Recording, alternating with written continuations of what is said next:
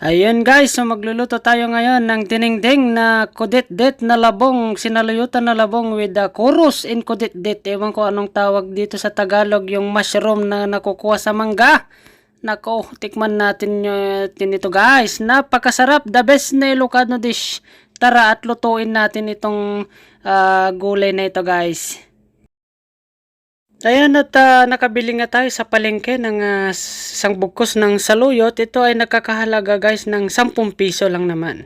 At saka meron din tayo ditong kudit-dit or yung mushroom na tinatawag. Ewan ko kung ito yung nakukuha sa nabubulok na puno ng mangga pag tag-ulan. Yan.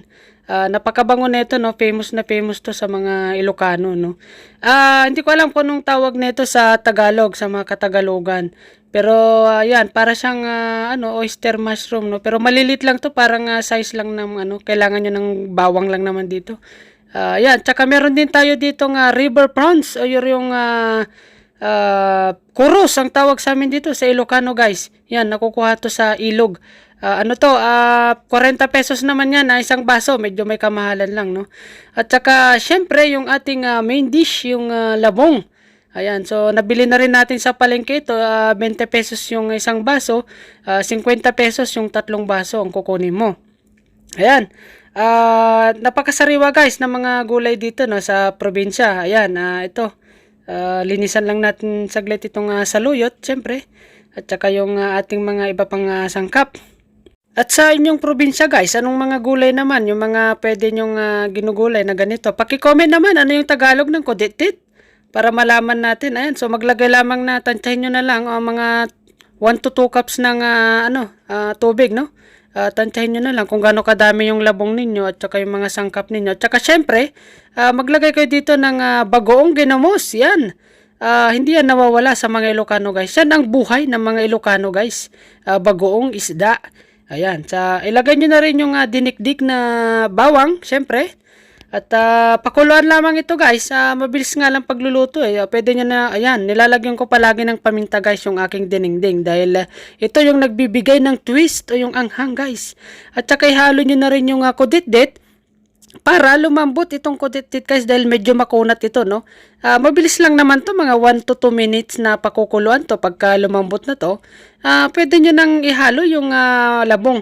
Siya nga pala, ito yung chorus natin, kinirog na natin ito, no? Or ginisa na natin itong ating mga river prawns, no? Bago hinalo dito.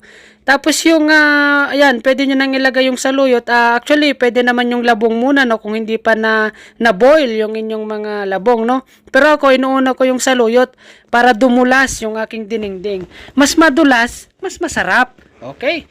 So, ayan, ito kasing labong na nabili natin, boiled na yan. Kaya mabilis na lang lumambot yan, guys. Ayan. Wow, natatakam ako, guys, habang nagsasalita. Ayun.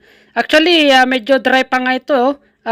Dapat ito, dagdagan pa ng konting tubig. Pero acceptable na ito, guys, no? Pwedeng-pwede na to. Napakalasa na ito, guys.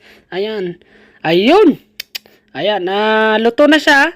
At dagdagan nyo ng sabaw, timplahin yung lasa, no? Pero yan, tikman muna natin. Nako, ito ang the best talaga ng mga luto ng mga Ilocano. Dinengdeng, sinaluyutan na labong ang tawag natin dito guys. Lalo kapag katag-ulan.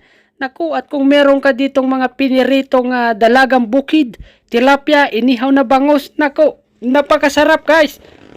Wala nang tatalo pa sa Ilocano recipe na dinengdeng or sinaluyutan na labong with kudit-dit, with chorus. Oh my God, wow, itong chorus talagang nagdadala pa ng lasa ng ating recipe ngayong araw. Okay guys, paki-follow po yung aking Facebook page.